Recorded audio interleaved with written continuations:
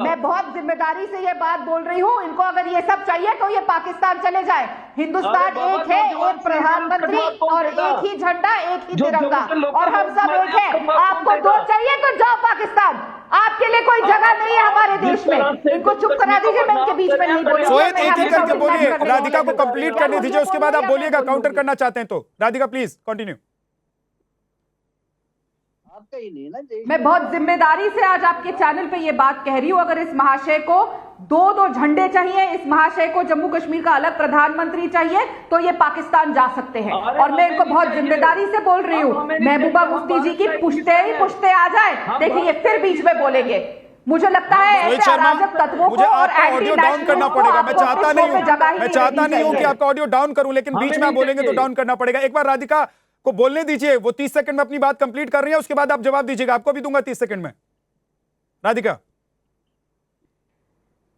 मेरी ऐसे ही गुहार है एनबीटी को कि ऐसे एंटी नेशनलिस्ट और एंटी भारत तत्वों को जगह ही नहीं, मीडिया स्पेस ही नहीं देनी चाहिए, जो एक अलग प्रधानमंत्री की डिमांड कर रहे हैं। और मैं बहुत जिम्मेदारी से कर रही हूँ, मुफ्ती मैडम की आगे जितनी भी पुश्ते आ जाए, कोई भी आ जाए, 370 दोबारा नहीं आएगा।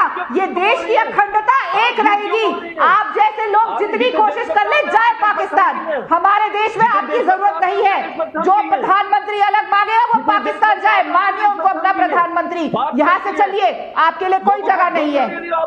ठीक है, जल्दी से 30 सेकंड में जवाब दीजिए। सोहेल जल्दी से 30 सेकंड में जवाब दीजिए, अगले मेहमान के पास जाऊंगा। 30 सेकंड जो हमारा 30 सेकंड में जवाब दीजिए। के बीच में बोलती रहूंगी क्योंकि ये एक बात तो झूठ बोलोगे तो हम भी नहीं बख्शेंगे आपको। क्या झूठ है बताइए ना सोहेल, अब बताइए। 1 सेकंड राधिका, अब उनको एक बार 30 सेकंड बोलने दीजिए। सोहेल शर्मा 30 सेकंड में दे रहा हूं, उसके बाद मत कहिएगा कि मुझे वक्त नहीं दिया। 30 सेकंड में बोलिए क्या कहना है। देखो बात ऐसी है, मैं सभी पैनल से एक बात कहना चाहता हूं कि जम्मू कश्मीर में जो हालात हैं, देखो ना ही हमें कोई प्राइम मिनिस्टर चाहिए, ना ही हमें कोई परमानेंट सिस्टम चाहिए। हम ये चाहते हैं कि जो हमारा स्पेशल स्टेटस था, जिसमें हमारा एक स्टेट सब्जेक्ट था, जैसे हिमाचल को है, जैसे नॉर्थ ईस्ट को है, जैसे हमारा लैंड से व्यक्ता हम है। क्यों चाहिए भाई? बीजेपी के प्रवक्ता है, 370 क्यों चाहिए? बीजेपी के प्रवक्ता है। जम्मू कश्मीर को मुफ्ती मैडम की पार्टी ही नहीं चाहिए। आप क्या चाहेंगे? जम्मू कश्मीर की जनता को महबूबा मुफ्ती नहीं चाहिए, जो उन्होंने चुनाव के नतीजों में कह दिया। चलिए जाइए पाकिस्तान। लोगों ने तो बदनाम करके रख दिया जम्मू कश्मीर को। आप लोगों ने कहां लेके जा रहे जम्मू कश्मीर को? ठीक है मोहम्मद अयाज, तुम लेकर आए, पत्थरबाजी तुम लेकर आए, जम्मू कश्मीर के हालात बद से बदतर कर दिए, देश विरोधी तुम। और हम नहीं चाहिए, जो अपनी सीटें देखिए ना कितनी आई है, जम्मू कश्मीर की जनता तुमको चाहती नहीं है। जाओ पाकिस्तान। मोहम्मद इमरान काज़मी, अब 1 सेकंड रुक जाइए। सोहित आप भी रुकिए और राधिका आप भी। मोहम्मद इमरान काज़मी, क्या ये चुनाव में हार का दर्द है या पीडीपी की सोच ही यही है, या पीडीपी को लग रहा है कि अगर हम अलगाववाद के रास्ते पर रहेंगे तो जम्मू कश्मीर में जो चुनाव आगे होने वाले हैं उसमें अपनी जगह बना पाएंगे, या कश्मीर अब आगे निकल गया है 370 से और तमाम तरह की वहां पर जो व्यवस्था थी उससे आगे निकलकर अब विकास की तरफ, डेवलपमेंट की तरफ बढ़ गया है? ये पीडीपी को नहीं भा रहा है, महबूबा मुफ्ती को नहीं भा रहा है। देखिए, महबूबा मुफ्ती जी ने ये स्टेटमेंट किस कंटेक्स्ट में दिया, किसमें नहीं दिया, मैं उसमें नहीं जाना चाहता हूं। वो उनके प्रवक्ता हैं या उनकी पार्टी का स्टैंड क्या होगा वो खुद बताएंगे। लेकिन कुछ चीजें जो यहाँ पे उठे, मैं उस पर जरूर बात करना चाहता हूँ।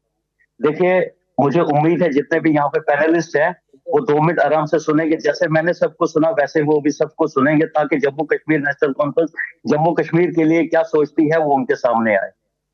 देखिए, इसमें कोई शक नहीं है कि पाकिस्तान का अमल दखल जम्मू कश्मीर में पिछले कई सालों से है। वो इस स्टेट को डिस्टर्ब करते रहे हैं और अभी भी कर रहे हैं। ठीक है, उनके ही इसी अमल दखल से आप देखेंगे कितने लोग अपने यहाँ पे जान गंवा बैठे हैं। यहाँ पे हालात बद से बदतर कर दिए उन्होंने। अभी हमें थोड़े दिन पहले ये भी दिखा दिया कि यहाँ पे अभी भी जो हालात है वो साजगार नहीं है। लेकिन अब हमने उनको नहीं देखना। हम जिस मुल्क में हैं, हमें उम्मीद अपने मुल्क की गवर्नमेंट से है। जो कुछ हमारे पास आपको लग रहा है कि महबूबा मुफ्ती का बयान पाकिस्तान परस्ती है और हिंदुस्तान के खिलाफ है और कश्मीरियों के खिलाफ है? नहीं, देखिए मैं उसमें जाना ही नहीं चाहता हूँ। क्यों नहीं जाना उनका चाहते? स्टैंड क्या है वो पीडीपी स्टैंड नहीं, मैं आपका स्टैंड क्या है वो पूछ रहा हूँ ना काजी साहब। नेशनल कॉन्फ्रेंस का क्या स्टैंड है मैं वो आपके सामने रखना चाहता हूँ। मैं पूछ रहा हूँ महबूबा मुफ्ती के बयान पर नेशनल कॉन्फ्रेंस का क्या स्टैंड है? नहीं, मैं ये बोल रहा हूँ आपको, पहले जो यहाँ पे सवाल उठे हैं, मैं पहले उनको अभी बीजेपी के प्रवक्ता यहाँ पे बोल रहे थे कि क्यों आपको स्पेशल स्टेटस चाहिए।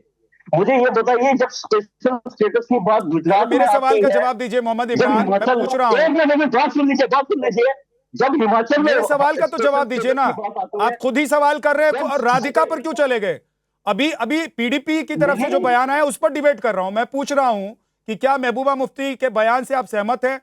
आपका स्टैंड, आपकी पार्टी का स्टैंड क्या है इस बयान पर? नहीं, उनका उन्होंने क्या बोला एग्जैक्टली मैंने सुना नहीं, लेकिन कुछ चीजें जो हैं वो इन्होंने बड़ी सही कही कि जम्मू कश्मीर पिस रहा है। इसमें कोई शक नहीं है कि जम्मू कश्मीर के लोग मैं पिस पूरा रहे सुना हैं। देता हूं आपको, सुनिए। वैसे तो पढ़ के बैठना क्या चाहिए मैं था बोल आपको, सकती हूँ? पता होना चाहिए था कि जम्मू कश्मीर में क्या हो रहा है, लेकिन मैं सुना देता हूं कि जम्मू कश्मीर के लोग दो मुल्कों की दुश्मनी में फंस गए हैं। लोगों की जिंदगी संपत्ति बर्बाद हो रही है, दो मुल्क आपस में लड़ रहे हैं, जम्मू कश्मीर उसका शिकार हो रहा है। देखिए, Jammu Kashmir is an integral part, ये part and parcel of India है, इसमें कोई शक नहीं है।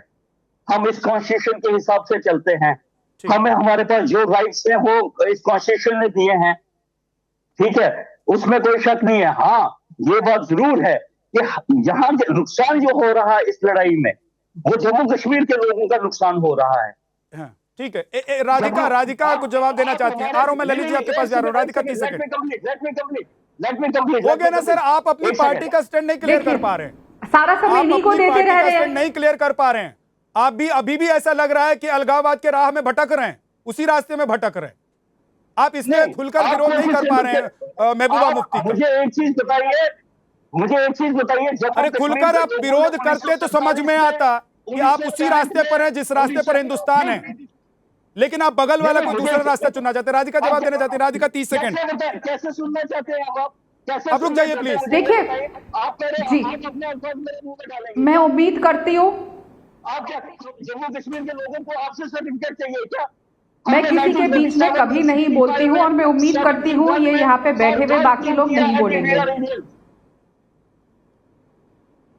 मुझे समझ में नहीं आ रहा कि ये मोहम्मद इमरान क्या बोल रहे हैं। राधिका आप बोलिए, और ये मोहम्मद इमरान का ऑडियो दीजिए मुझे। देखिए, ये पार्टी नेशनल कॉन्फ्रेंस बहुत ही कंफ्यूज है। हमने देखा था चुनाव के पहले उनका जो मैनिफेस्टो था उसमें मेन मुद्दा ये था कि हम 370 वापस लेकर आएंगे। जैसे ही उमर अब्दुल्ला साहब चीफ मिनिस्टर बनते हैं और जैसे ही उनकी मेजॉरिटी आई, देखिए ये मैं बीच में I am sorry, I can not debate like this. मैं यहाँ पे शाउटिंग मैच के लिए नहीं आई हूँ। आप या तो इनका ऑडियो डाउन कर लीजिए या मैं चली जाती हूँ। ये तरीका नहीं है, मैं यहाँ पे चीखने चिल्लाने नहीं आई हूँ। I am sorry. आवाज बंद है, आप बोलिए।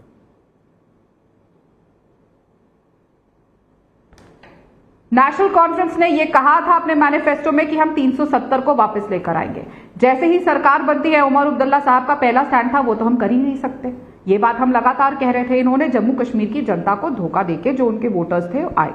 दूसरी बात, उन्होंने साफ तौर से कह दिया कि हम नरेंद्र मोदी जी की सरकार के साथ, भारत की हमारी सेंट्रल गवर्नमेंट के साथ मिलकर काम करना चाहते हैं और वो बहुत जरूरी है कश्मीर की तरक्की के लिए।